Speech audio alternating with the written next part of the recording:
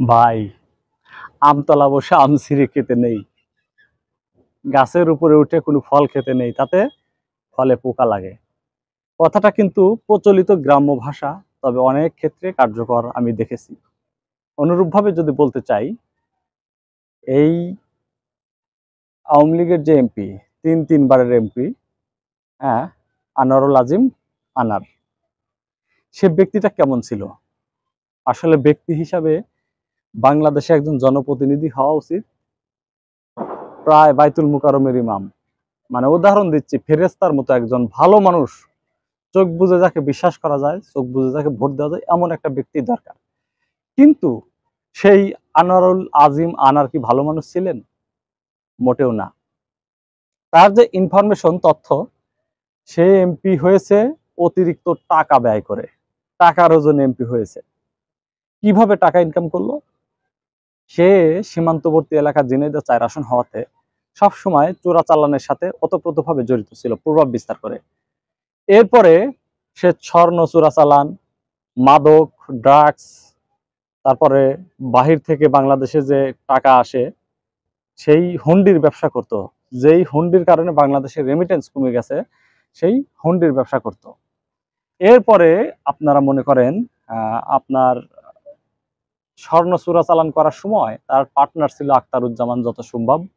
সেই আখতারুজ্জামানের সাথে মানে ৪,০০০ কোটি টাকার একটি স্বর্ণের চালান, ৪,০০০ কয় টাকা ৪,০০০ কোটি টাকার একটি স্বর্ণের চালান সেই আপনার এই এমপি আনার তখন মেরে দেয়। দীর্ঘদিন আগের কাহিনী।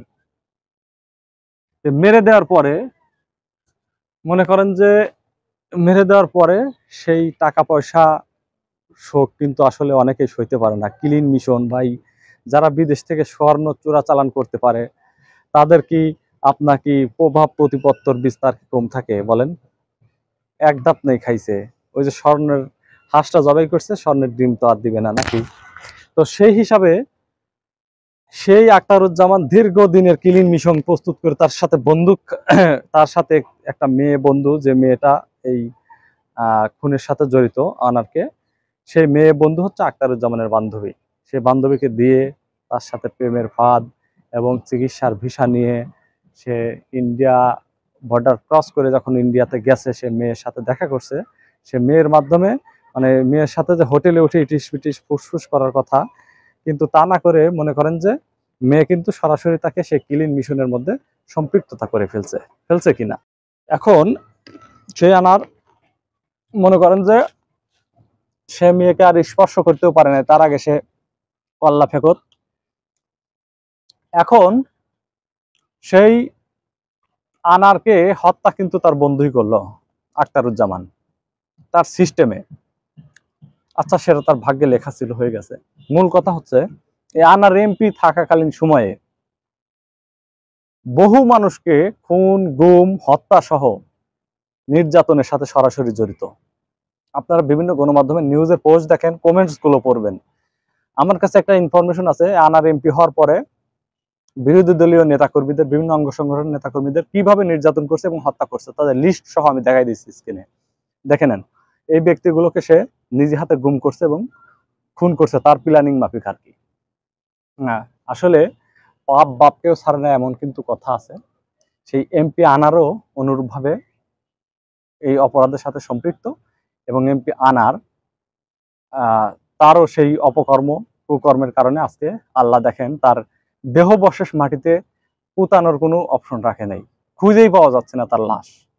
তো সবাই সাবধান হওয়া উচিত আগের থেকে, এবং কেউ পলিটিক্সে আসলে সেই রকম মানবতাবাদী ব্যক্তি দরকার। এবং মানুষ কয়দিন চিরজীবী মানুষকে আজীবন থাকতে পারবে পৃথিবীতে? কাজে আমাদের আগে থেকে সাবধান হওয়া দরকার, দেশ ও জনগণের স্বার্থে কাজ করা দরকার। আমার এই চ্যানেলটিতে সবসময় সত্য, অথেন্টিক, রিয়েল তথ্যের ভিত্তিতে ভিডিও নির্মাণ করি। অবশ্যই আপনারা একটা লাইক, কমেন্ট, শেয়ার এবং সাবস্ক্রাইব করবেন, যাতে করে আপনার এই ছোট ছোট ক্ষুদ্র ক্ষুদ্র কাজগুলো আমার কাছে বড় হয়, আমি অনুপ্রেরণা পেয়ে পরবর্তী ভিডিও নির্মাণ করতে পারি। সবাই ভালো থাকুন, সুস্থ থাকুন। পরবর্তী ভিডিও দেখার আমন্ত্রণ জানিয়ে বিদায় নিচ্ছি। আল্লাহ হাফেজ।